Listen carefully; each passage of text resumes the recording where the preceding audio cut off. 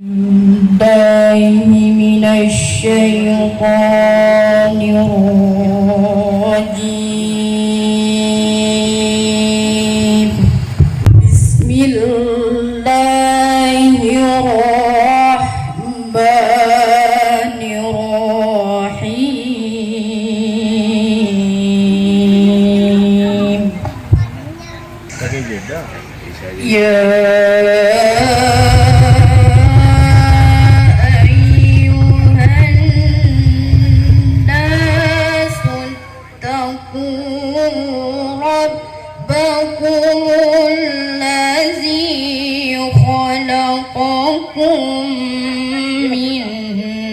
من نفس واحدة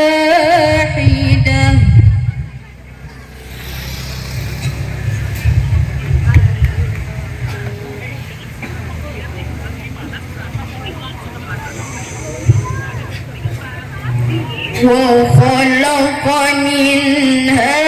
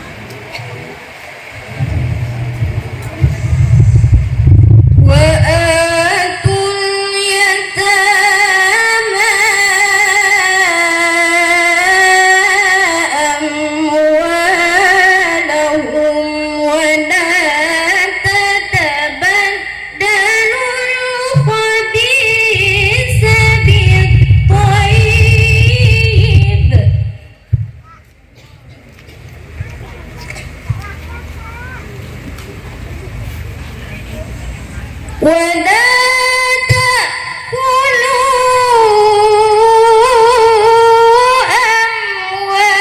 أموالهم إلى أموالكم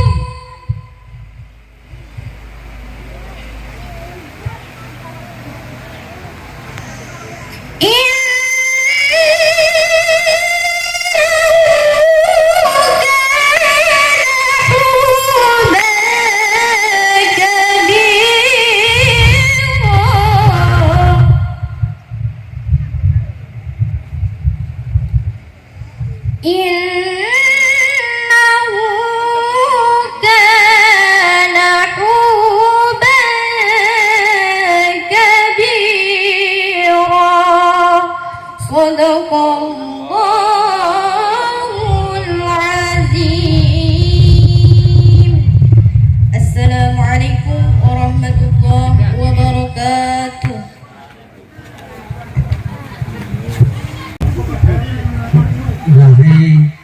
Yati Ahmad Riyati Matondang. Ya, Pak. Saya nikahkan engkau dengan anak kandung kami Miftahul Jannah dengan mahar seperangkat alat sholat dibayar tunai. Saya terima nikah Miftahul Jannah dengan mahar seperangkat alat sholat dibayar tunai. Sah. Alhamdulillahirabbil alamin. Wassalamu ala asyrafil anbiya wal mursalin wa ala alihi wa sahbihi ajma'in. Allahumma salli wa sallim wa barik ala sayyidina Muhammad wa ala ali sayyidina Muhammad ya arhamar rahimin ya arhamar rahimin ya arhamar rahimin irhamna. Allahumma ighfir lana dhunubana wa liwalidayna warhamhuma kama rabbayana shaghira wa li jami'il muslimina wal muslimat wal mu'minina wal mu'minat al ahya'i minhum wal amwat. Allahumma alif bainahuma kama alafta baina Adam wa Hawa wa waffiq bainahuma kama wafaqta Yusuf wa Zulaiha warham bainahuma kama rahimta baina Ibrahim wa Hajar wa Sarah wasbir bainahuma kama sabarta baina Ayyub wa Rahmah wajma' bainahuma kama jama'ta baina nabiyyina Muhammadin sallallahu alaihi wasallam wa Khadijatul Kubra wa Aisyatul Ridha bi rahmatika ya arhamar rahimin. Rabbana hab lana minas solihin Rabbana hab lana min azwajina wa dhurriyyatina qurrata a'yun waj'alna lil muttaqina imama. Rabbana zalamna anfusana wa illam taghfir lana wa tarhamna lanakunanna minal khasirin. Rabbana atina fid dunya hasanah wa fil akhirati hasanah wa qina adzabannar. Subhana rabbika rabbil izzati amma yasifun wa salamun alal mursalin walhamdulillahi rabbil alamin.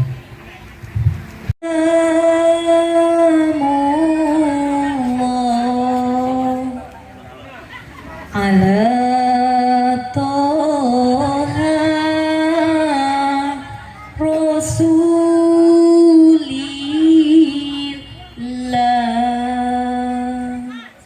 Salatullah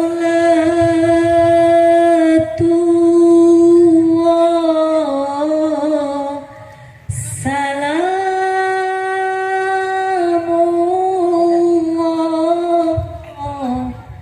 ala Yasin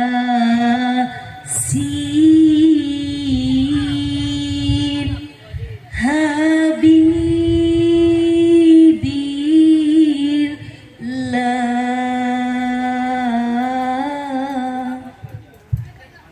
Dah jadi baru agak ceria dia. Tadi kan entah ada atau tidak kan itu. Sekarang nampaklah si Miftahul Jannah itu langsung oleh Ayadi atau Ahmad Riyadi Matondang. Status sekarang apa Ayadi? Apa statusnya sekarang? Menikah itu di KTP itu. Jadi suami ya, suami. Nita istri. Jadi kalau dikatakan sudah suami istri, sudah melekat segala bentuk hak ataupun kewajiban. Kemarin sudah disampaikan masalah hak kewajiban, tak akan kita bahas lagi. Namun di majelis ini kami menyampaikan sedikitnya 3 pesan saja Pak, untuk kita semua, pengantin baru dan pengantin yang lama. Pengantin lama samping jangan pengantin lama nih. Intinya untuk kita semua sebagai pesan dalam kehidupan kita. Kalau kita ingin mendirikan sebuah rumah, kita umpamakan sebuah rumah saja, bangunan. Yang pertama sekali yang kita kokohkan adalah pondasi. Karena tanpa pondasi yang kokoh, takkan mungkin rumah itu tegak dengan kokoh dia. Kalau pondasi tidak kokoh, yakinlah datang angin, roboh dia. Datang gempa sedikit, roboh dia. Begitu juga dengan kehidupan, khususnya kehidupan berumah tangga yang saat ini akan dilalui atau yang sudah dilalui. Dia tak akan kokoh rumah tangga itu jika pondasinya juga tidak kokoh. Apa pondasi dan rumah tangga itu? Iman dan takwa kepada Allah. Iman dan takwa itu pondasinya. Kalau kita spesifikkan lagi, iman dan takwa itu selalulah dekat kita dengan Allah, dalam artiannya ibadah kepada Allah jangan pernah ditinggalkan. Jangankan meninggalkan ya Pak ya, lalai saja kita itu tak boleh. Ini kadang-kadang kita saya sibuk, saya bekerja, saya di jalan, saya sakit, pokoknya segala macam lah alasannya. Ibadah dengan enteng ditinggalkan. Ketahuilah, ketika sholat itu sudah tidak lagi kita pedulikan, ketika sholat itu sudah kita abaikan, sesungguhnya tak ada lagi yang berharga dalam kehidupan kita. Maka jangan bertanya kepada orang lain, kenapa hidupku tidak tenang, kenapa merasa kekurangan, kenapa semuanya tidak ada sama sekali rasa dalam hidup kita itu, rumah tangga saya kacau balau, segala macam masalah yang datang kepada kita. Coba periksa sholat kita. Mungkin sholat kita itu lagi bermasalah dia. Karena ada ungkapan, perbaiki sholatmu, maka Allah akan memperbaiki hidupmu. Jadi jangan bingung kita mau mulai dari mana untuk memperbaiki hidup itu. Mulai dari sholat, mulai dari sholat kita, semuanya nanti ke belakang akan baik, yakinlah itu. Karena puncak dari penghambaan kita kepada Allah itu ada di dalam sholat kita.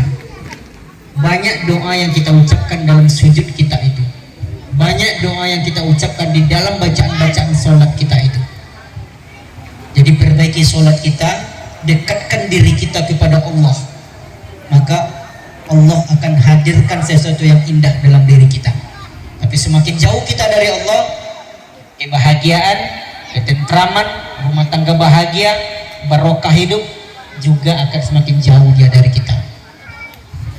Itu yang pertama. Yang kedua, selalulah berbakti kepada ayah dan ibu kita. Selalulah berbakti kepada orang tua kita. Karena Allah katakan, wa qadara rabbuka alla ta'budu illa iyyahu wa bil walidaini ihsana. Pertama Allah katakan, dan Tuhanmu memerintahkan kepadamu jangan menyembah selain kepadanya. Artinya, inna sholati wa nusuki wa mahyaya wa mamati lillahi rabbil alamin. Hanya kepada Allah kita menyembah. Semua ibadah kita hanya pada Allah. Jangan syirik kita, jangan musyrik kita. Sholat di situ. Kemudian dalam ayat itu disambung oleh Allah, wabil walidaini ihsana, dan berbuat baiklah kamu kepada ibu bapakmu dengan sebaik-baiknya, kata Allah di situ. Satu Allah, tingkat kedua ada orang tua kita. Artinya betapa pentingnya berbakti kepada orang tua kita itu. Sampai-sampai Nabi juga mengatakan, ridallahi fi ridal walidain wa sakhatillahi fi sakhatil walidain, kata Rasulullah. Ridho Allah ada pada ridho orang tua, murka Allah ada pada murka orang tua. Jangan sesekali buat hati orang tua kita terluka. Sebaliknya, cari ridho mereka. Karena bapak ibu kita ini tidak selamanya bersama kita. Ada nanti waktunya mereka dipanggil oleh Allah dan tidak akan lagi bertemu dengan kita. Ada masanya nanti ketika kita pulang ke rumah, biasanya bisa kita cium tangannya, bisa kita peluk tubuhnya, bisa kita sentuh fisiknya atau wujudnya. Tapi nanti ketika masanya tiba, tak ada lagi. Ketika kita pulang, buka rumah itu kosong. Bahkan yang hanya bisa kita tengok itu pun sekali setahun barangkali, kuburan, cabut rumput, rusak batu nisan, dielus-elus batu nisan itu. Sementara ketika ada ayah dan ibu kita itu, banyak kita sebagai anak ini tidak peduli kepada mereka, bahkan durhaka kepada mereka, kuat suara kita pada mereka, melawan kita pada mereka. Nanti akan terasa oleh kita betapa berharganya ternyata orang tua itu. Jauh kita tinggal nanti, gak apa-apa, kita punya hidup sendiri. Karena itulah bagian dari kehidupan itu. Orang tua besarkan, nanti punya kehidupan sendiri, mereka pergi, tidak ada masalah, itu fitrah. Itu sudah menjadi takdirnya. Tapi ingat, sejauh apapun kita pergi, dimanapun kita tinggal, sering-sering jenguk orang tua kita itu. bisa tiap hari karena pekerjaan barangkali sekali seminggu. Juga tidak bisa sekali seminggu, sekali sebulan jadilah, atau 2 kali sebulan. Juga tidak bisa buka HP, telepon, video call, tanya kabar mereka, sudah makan, sehat. Dan ketika memberi kabar itu, jangan pernah ceritakan susah kita. Karena bagaimanapun kita anak ini walaupun sudah dewasa, sudah tua, di mata ayah dan ibu kita tetap anak kecil dulu yang mereka timang-timang. Yakinlah, coba tanya pada ayah dan ibu kita, tak ada besar-besarnya kita di hadapan mereka. Sering-sering kita pulang, kabar itu yang baik saja yang dikasih tahu. Biarpun ada masalah, kita susah, kita di rantau misalnya, yang kita kasih tahu hanya yang baik-baik saja. Kenapa? Seorang orang tua, nalurinya, insting sebagai orang tua itu tak akan ingin melihat anaknya susah. Dan ketika tahu dia anaknya susah, jadi beban pikiran bagi mereka. Dan apabila mereka asik berpikir, sakitlah mereka. Jadi jangan tambah beban dari orang tua kita itu nanti. Masalah kita selesaikan sendiri. Tak ada masalah yang tidak ada penyelesaiannya. Dan ingat, ada muda, ada tua. Orang tua kita ini saat ini sudah lanjut usianya. Barangkali ada sudah pikun barangkali yang di rumah kita itu. Kadang dia bertanya itu berulang-ulang. Tadi sudah dikatakan, sekarang dikatakan lagi. Membuang kotoran sembarangan karena kondisinya sudah tidak lagi seperti dulu. Kalau kita jumpai di rumah kita itu, di dalam rumah kita saat ini seperti itu, jangan pernah marah kepada mereka. Jangan pernah marah. Jangan maki-maki mereka. Jangan bilang-bilang kepada mereka sesuatu yang tidak pantas kita ucapkan. Karena itu sudah sunatullahnya. Tugas kita, beruntung kita punya orang tua walaupun sudah jompo, walaupun sudah tua, walaupun sudah lansia, itu masih bersama kita. Ada tangan yang bisa kita raih. Barokah hidup itu ada pada tangan orang tua kita. Rawat saja mereka dengan baik. Jangan bertolak-tolakan merawat orang tua itu. Ini adik-beradik banyak, tapi orang tua dimasukkan ke panti jompo. Adik-beradik banyak, abang saja yang rawat, adik saja yang rawat, kamu saja yang rawat. Memang ada betul, satu orang tua itu bisa merawat 10 anak. Ada ungkapan seperti itu. Tapi 10 anak belum tentu bisa untuk merawat orang tua yang satu itu. Makanya pahala dari atau ganjaran kita berbakti kepada orang tua itu tidak main-main diberikan oleh Allah, kontan langsung diberikan oleh Allah. Dan sebaliknya, durhaka menyia-nyiakan orang tua juga kontan langsung balasannya oleh Allah. Dunia dahulu, akhirat jangan ditanya, lebih azab lagi kita nanti. Dan terakhir saya sampaikan, hunna libasulakum wa antum libasulahunna, kata Allah. Mereka itu pakaian bagimu dan kamu itu pakaian bagi mereka. Ini maksudnya ditujukan kata mereka ini kepada kita, suami dan istri. Diumpamakan oleh Allah seperti baju yang kita pakai ini. Kalau kita tengok guna baju itu salah satunya, Pak, menutupi. Apa yang ditutupi? Semua yang ada di tubuh kita. Kadang-kadang tubuh kita ini tidak semuanya mulus nih, Pak. Ada sedikit-sedikit putih-putihnya di punggung kita ini. Kadang yang banyak lah macamnya di tubuh kita itu. Kita pakai baju, keluar kita tak nampak, kita tak malu. Begitulah umpamanya suami dan istri itu dikatakan oleh Allah dalam Al-Quran, seperti baju yang kita pakai. Kalau begitu adanya, tutupilah dengan sebaik-baiknya tubuh kita itu. Istri kita yang menutupi, suami istri yang menutupi. Jangan kita yang buka baju kita, apalagi kita mencabik-cabik baju kita itu dengan sengaja. Malu istri, suami yang malu. Malu suami, istri yang malu. masalah rumah tangga itu biasa. Biasa rumah tangga itu ada masalahnya. Karena sayur tanpa garam itu tak enak. Tapi jangan banyak-banyak garam. Nanti hipertensi mati kita. Artinya secukupnya saja. Tapi jangan cari-cari masalah ya. Masalah tidak ada, marah dicari masalah itu. Dikatakan tanpa garam tak enak itu. Kalau tidak ada masalah, nggak usah cari-cari. Karena pada dasarnya kepala sama hitam, isi otak kita beda, pikiran kita beda. Itu rumah tangga. Menyatukan dua hal yang berbeda.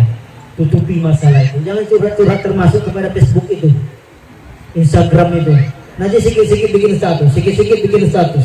Dibuat itu fotonya agak gelap biasanya tuh bang. Pak, akan indah pada waktunya sketchnya. Sabarkan aku ya Allah. Itu banyak seperti itu tuh. Galau aja sepanjang masa. Nah ingat, dekatkan diri pada Allah, berbakti pada ayah dan ibu atau orang tua kita, jaga privasi rumah tangga kita. Insya Allah rumah tangga aman dan banyak-banyak sedekah. Nah, hadirin majelis sekalian dimuliakan Allah Subhanahu Wa Taala. Selanjutnya kita dengarkan pembacaan sigok taklik atau janji setia seorang suami kepada istri yang sudah ia nikahi. Kepada Yadi, kami silakan.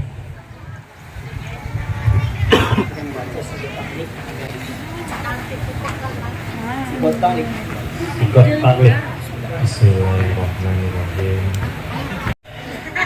Ini mas kawin yang abang janjikan kepadamu. Gunakanlah dengan sebaik-baiknya. Saya terima bang, mas kawin yang abang berikan ini akan saya pergunakan dengan sebaik-baiknya. Terima kasih banyak, abangku yang tersayang. Karena sayang jadinya jadi dia, nggak sayang nggak duduk dia di sini. Ya silakan duduk. Ini boleh dipinggirkan aja.